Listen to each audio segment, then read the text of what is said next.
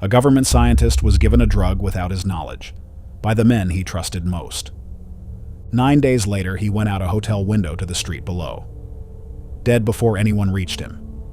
Everyone was told he jumped, that he was depressed, that he simply broke. Except every part of that was a lie, and the truth stayed buried for over 20 years. The man who went out that window had been given something, without his knowledge, without his consent. Something slipped into his drink by the very people he trusted most. And the people who did it? They weren't criminals hiding in the shadows. They had badges, offices, government salaries. They were doing their jobs. Because somewhere, someone had decided to answer a question that should never have been asked. Can you take a human mind and completely rewrite it? This is the story of how they tried, and how they almost got away with it forever. To understand what happened in that hotel room, you have to understand the fear that started it. 2 superpowers, zero trust, and a rumor spreading through American intelligence that should have been impossible. The rumor was this: the enemy had learned how to control the human mind. Prisoners of war were coming home changed, confessing to things they never did, repeating enemy slogans word for word, with dead eyes and flat voices. To the men watching from Washington, it looked impossible. It looked like their worst nightmare had come true. So they made a decision.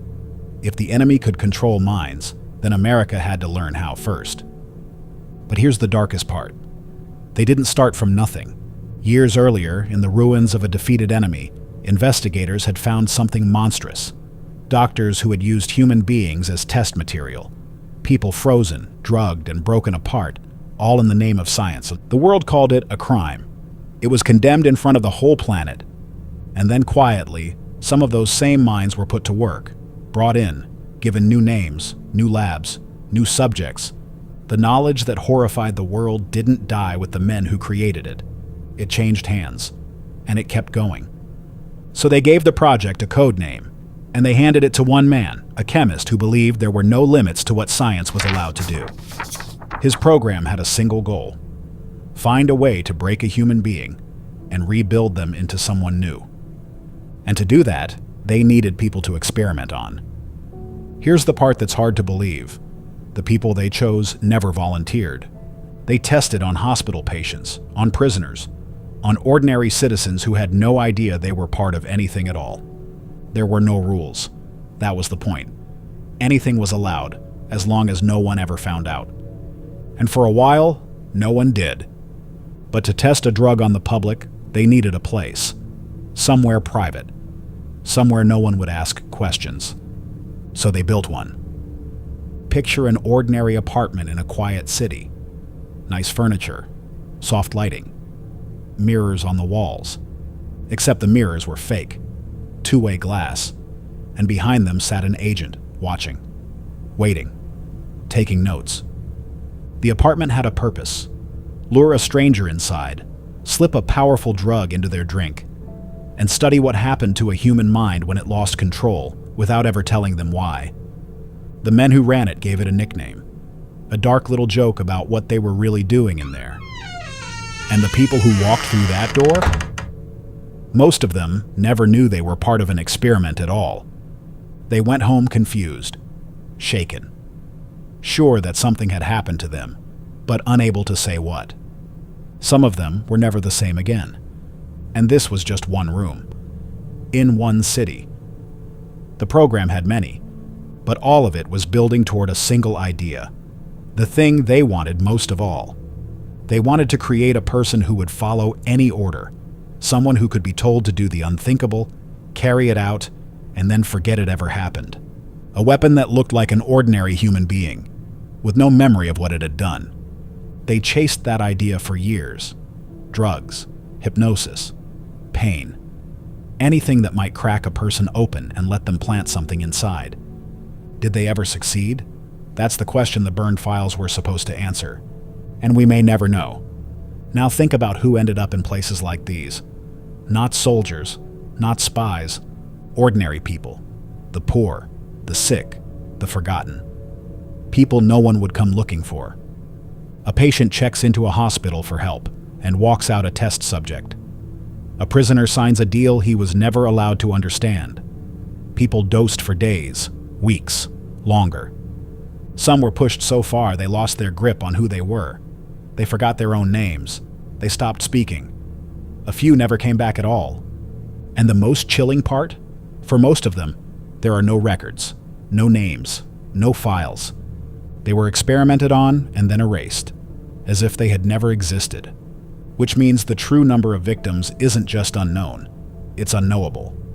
But there was one victim the program couldn't erase, because he was one of their own. Now go back to that hotel window, back to the falling man. He was a scientist working inside the program itself. He trusted these people. He worked beside them every day. One evening, at a quiet meeting in a cabin, his drink was spiked. He wasn't told. His colleagues simply watched to see how he would react. But something went wrong. Instead of the reaction they expected, the man began to unravel. Days passed. He couldn't sleep. He grew paranoid, convinced people were after him. He begged to quit his job. He said he had made a terrible mistake. His superiors didn't get him help. They took him to New York, to a doctor who was part of the program too. And a few nights later, he went through that window. For decades, his family believed he took his own life. They grieved a man they thought had simply given up. They had no idea he'd been drugged by his own colleagues. No idea the meeting was an experiment. No idea that the men comforting them at the funeral were the same men who had watched him fall apart. The truth was buried, and it might have stayed buried forever if it weren't for one mistake. The program generated thousands of files, records of every test, every subject, every dose. When the man in charge realized the walls were closing in, he gave an order: destroy everything, burn the evidence, and they almost succeeded. But a small stack of documents had been misfiled, placed in the wrong storage room years earlier, by accident, forgotten. Those pages survived, and what they revealed would tear the whole secret open. Because those files didn't just mention experiments. They named victims. They described doses. They confirmed the one thing the agency had denied for 20 years, that this had all been real. And when it reached the public, the country couldn't believe it. There were hearings, cameras, men raising their right hands and admitting, out loud, what had been done in secret for decades. People watched their own government confess to drugging its own citizens, ordinary Americans, in their own country, for years. It was supposed to be the moment everything came to light, the moment justice arrived. But that's not what happened, because most of the files were already ashes, and you can't prosecute what you can't prove. When investigators pieced together what was left, the scale was staggering. Dozens of institutions, countless subjects, some who never recovered, some who never even knew what had been done to them. And the falling scientist? His name was Frank Olson. His family finally learned the truth, years too late. They were told what really happened in that hotel room, or at least part of it. Because even now, some answers are missing. Most of the files were burned. The full list of victims will never be known. We don't know how many people were changed. We don't know how many were lost. We don't know every name. And the man who ordered the fire never spent a single day behind bars. The program had a name: MKUltra. And here's the thought that should stay with you. The program was supposed to end. The public found out. The hearings happened. The story, they said, was over. But the ideas didn't die. The research had already spread into other rooms, other names, other files that were never misplaced and never found. So if MKUltra ran for years in secret using real people, and we only learned about it because of a single filing error, then what was in the files that actually burned? Some doors once opened can't be closed again, and some secrets don't disappear. They just wait to be found.